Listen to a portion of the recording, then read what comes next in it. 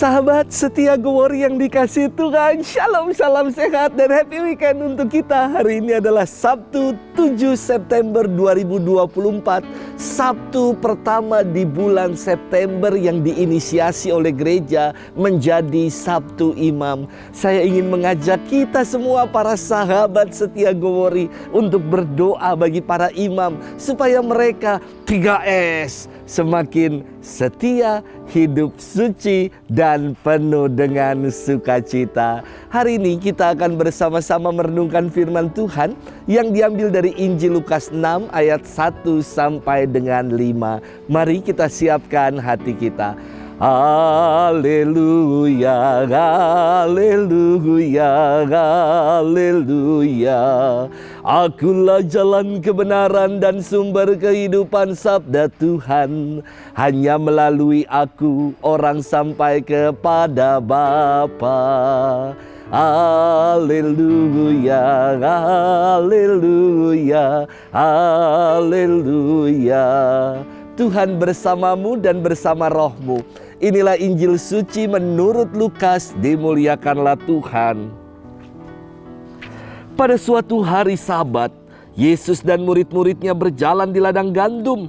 Para murid memetik bulir-bulir gandum, mengisarnya dengan tangan lalu memakannya. Tetapi beberapa orang Farisi berkata, "Mengapa kalian melakukan sesuatu yang tidak diperbolehkan pada hari Sabat?" Maka Yesus menjawab, "Tidakkah kalian baca apa yang dilakukan Daud ketika ia dan para pengikutnya lapar? Ia masuk ke dalam rumah Allah dan mengambil roti sajian.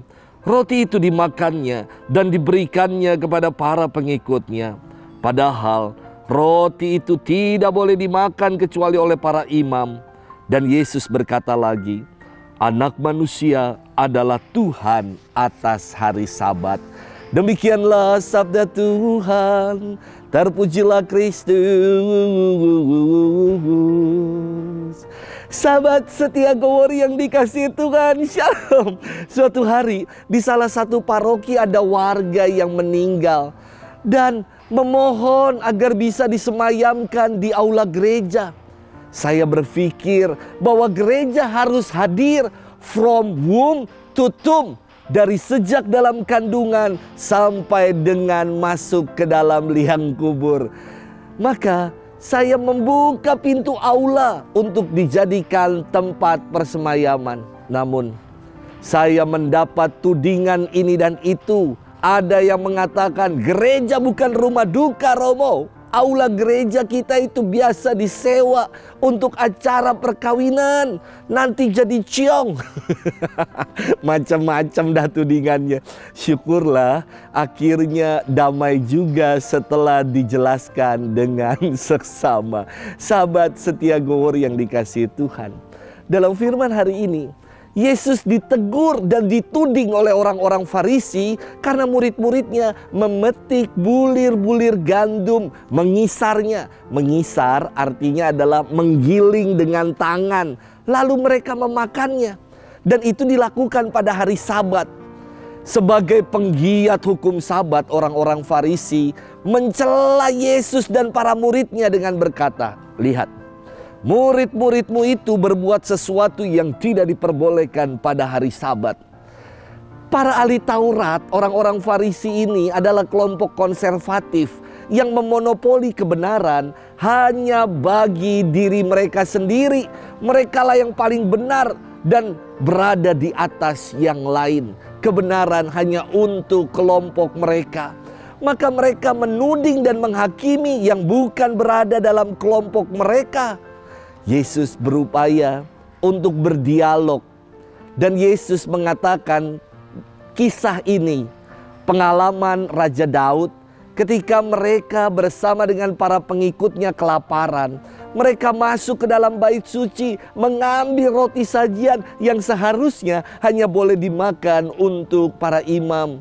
Mereka mengenyangkan diri dari roti sajian itu sebab Daud adalah raja yang berada di atas hukum.